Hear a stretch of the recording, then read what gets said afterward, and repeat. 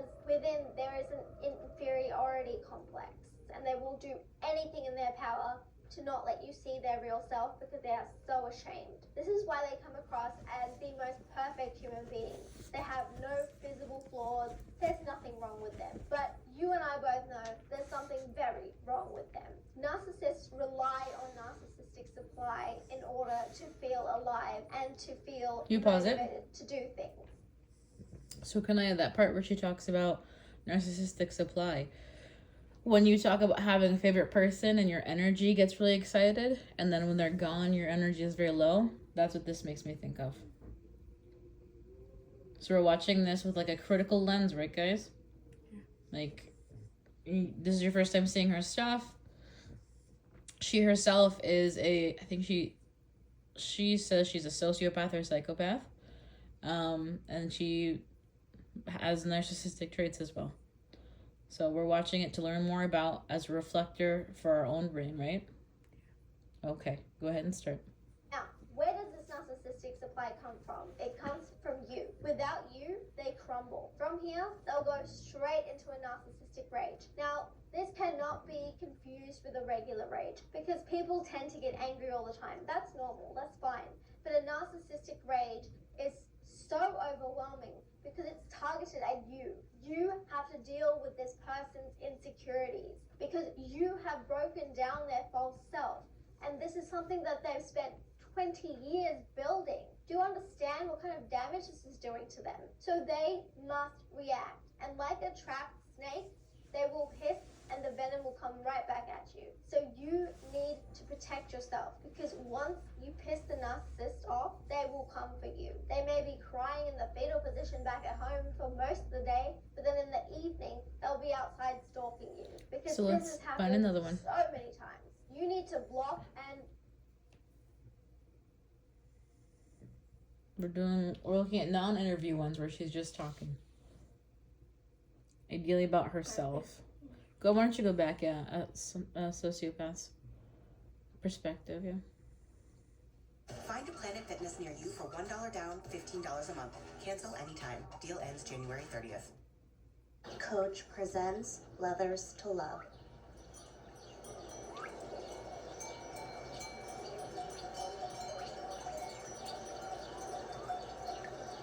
Shop leather styles to love at coachoutlet.com. Do you think that being a sociopath is part of the reason that you like Beyonce?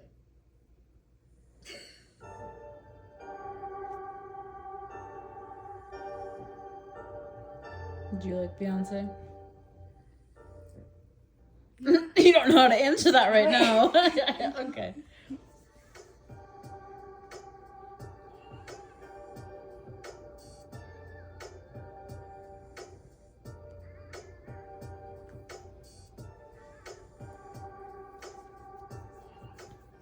What traits make a top-tier friend?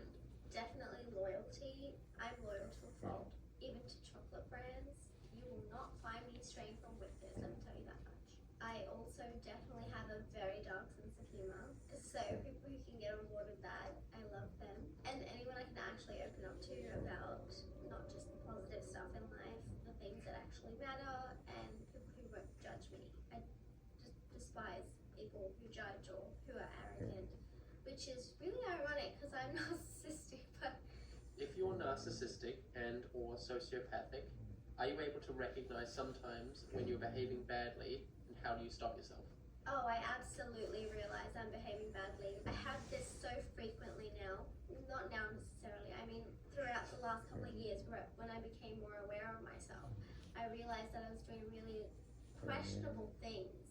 Like I would just have explosive tempers and I've been a nightmare to deal with sometimes. Like I don't have emotional roller coasters or anything. I'm pretty stable, flat, however you want to call it. But I realize that I'm being very controlling a lot of the time. I've often wondered, am I becoming abusive? And sometimes I really feel like I am. And that's when I know to rein myself in and to like pull my head in essentially. I don't want to go down that slippery slope of becoming a horrible person and then just blaming it on the personality disorder. It's just, you need to take accountability and that's kind of what I do. Why are you so beautiful, please? Because of my makeup artist Fox. She is a godsend. want to help others, and how does it benefit you? So there's so much misinformation out there that it's been affecting me, my friends, everybody who actually suffers from ASPD. And the thing is that I've gone through some extreme loneliness and depression, not being able to talk about my experiences, not being able to open up, and it's been very difficult for me. Like, I've had attempts at suicide, and I think it was primarily because I was trying to live as a neurotypical, and like I'm just not wired that way, so I couldn't really handle it at all. I also just feel this sense of, if I'm lonely, then other people with ASPD are lonely, and maybe we can like get together and not be lonely at all. And I don't know, that probably doesn't sound very sociopathic of me, but I think honestly we'd have a great time together. But also, as in how does it benefit me? If I create awareness for sociopathy and what it actually is, or antisocial personality and how it actually is, people out there will understand me. They won't think I'm a monster. They won't not treat me as a psychiatrist. They will understand that there's more to me than just this ridiculous label that just seems to be synonymous with evil. Sociopath is synonymous with evil at the moment, and it would be great if it wasn't. The information I'm giving, I'm hoping it benefits us. You know, we're demonized constantly, so it'd be nice for that demon to just march its little butt off. Here's a saucy question. If you cheat on your boyfriends, why not simply be polyamorous and have everyone on board? Okay, so first I want to clarify this cheating aspect, because it's come back to bite me in the ass, and it's like, that's not how I put it out there, but okay. So when I was cheating, it was more in terms of emotional cheating. I didn't physically have sex with anyone. I didn't, you know, have any of that sort of physical contact, because I am very conservative.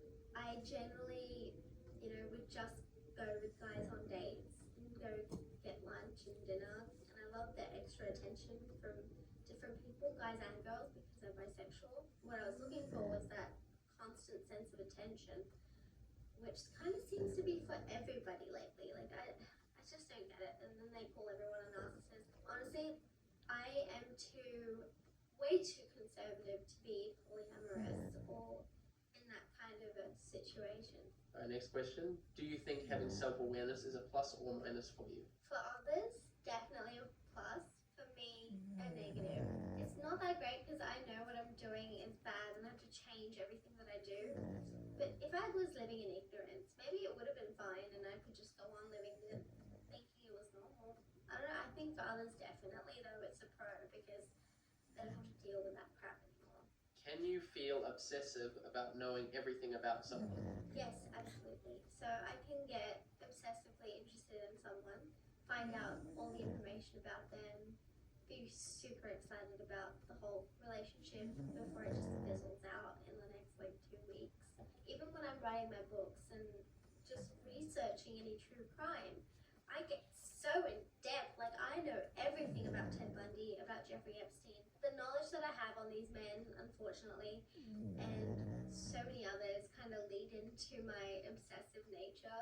It's really, really helpful in social situations to actually have that information from people and to use it in order to make yourself a bit more appealing overall, because people believe that you're very interested in them and they like talking about themselves. So the thing is, it's just like, you let them do that, and they love it. So that's kind of what happens with the obsessive thoughts and the obsessing over details. Like, if you remember tiny details about people, they feel like an attachment to you, which is something that sociopaths use quite a lot. How do those who deal with an inability to empathize enjoy watching a movie, for example? I like movies. I watch a lot of movies. I wouldn't be crying if they're crying or anything. I did get quite affected by Schindler's List though in 12 Years a Slave. Those were not a good time for me. Just because I don't relate doesn't mean I don't enjoy them. So all movies are surface level, just like me. Do you think that being a sociopath is part of the reason that you like Beyonce? I don't even know what this means, honestly. But have you heard Beyonce sing? And have you looked at Beyonce? She's a goddess. I fucking love Beyonce. Alright, Kanika's gonna love this question. Could you give your opinion on what could have happened in the Chris and Shanann's Watts case? Don't even get me started on this motherfucker Chris Watts. I swear to God, I'm gonna kill this motherfucker. Those baby girls were the most beautiful little things. Oh, little Celeste with her pigtails. I don't understand. Like, I don't understand anything. I don't understand why he did this. I honestly, as a sociopath, my answer would have been move to another state, change your identity, pretend you're dead or something. I would fake my own death and just escape. If I was that unhappy in a marriage and wanted to like get an out with a new partner, be like, fuck that, I'm moving to Queensland and changing my name. He killed his wife, his pregnant wife, and his 2 baby daughters, and then he crushed their bodies to fit into these tiny sections in the oil tanks. Like, what the fuck is wrong with you, man? High functioning sociopaths, just leave. We don't murder our families. Is it easy for you to spot other psychopaths and sociopaths? 100%. I can spot all of them. All of them. It's the eyes. I'm telling you, it's the eyes. I had a psychiatrist. I don't remember which psychiatrist it was. Because I was treated by a team in New York. But one of them was saying that you feel a little jolt in your chest if you like meet eyes with a sociopath or psychopath, because they don't blink and they have sort of a reptilian eye situation going on. So that kind of is true. It gets really interesting though, because we start mirroring each other and we don't know what to mirror, and it's just like, I'm a robot, I've forgotten how to function. Alright, what motivates you to educate people on YouTube about personality disorders? There's a huge misconception about personality disorders all over the media and social media now too. So you'll scroll through Facebook and you'll see just everything to do with narcissistic abuse and sociopathic abuse. So sociopaths and narcissists are basically synonymous with being evil, as I said in the previous question.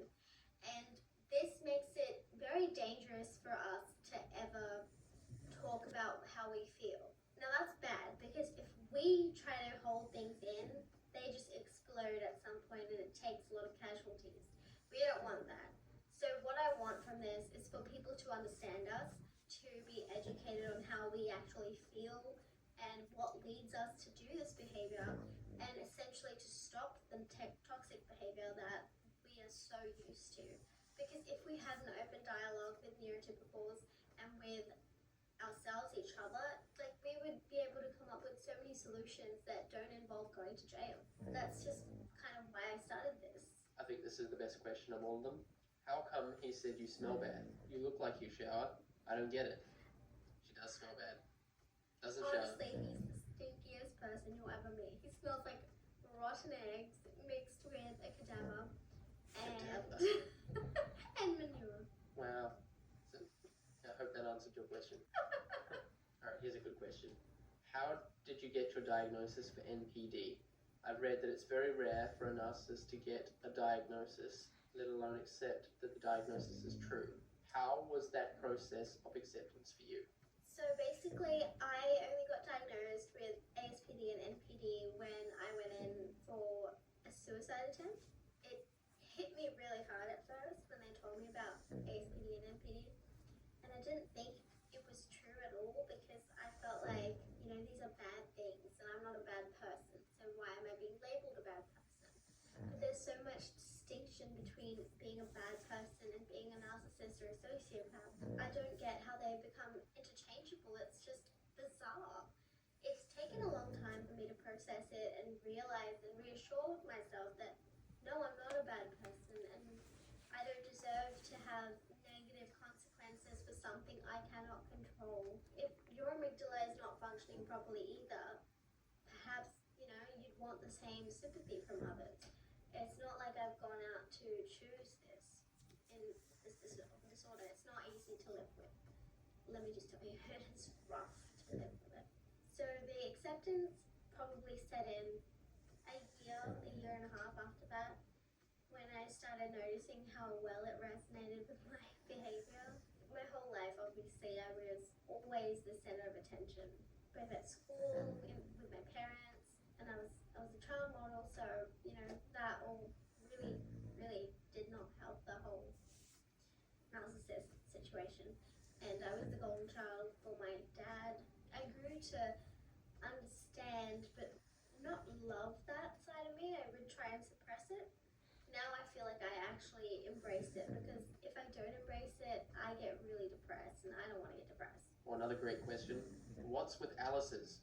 I'm telling you, they're all out to get me. It feels like a big conspiracy is happening, and I'm just not privy to it. But Who's soon, Alice's Alice, I'm character? coming for you. I see.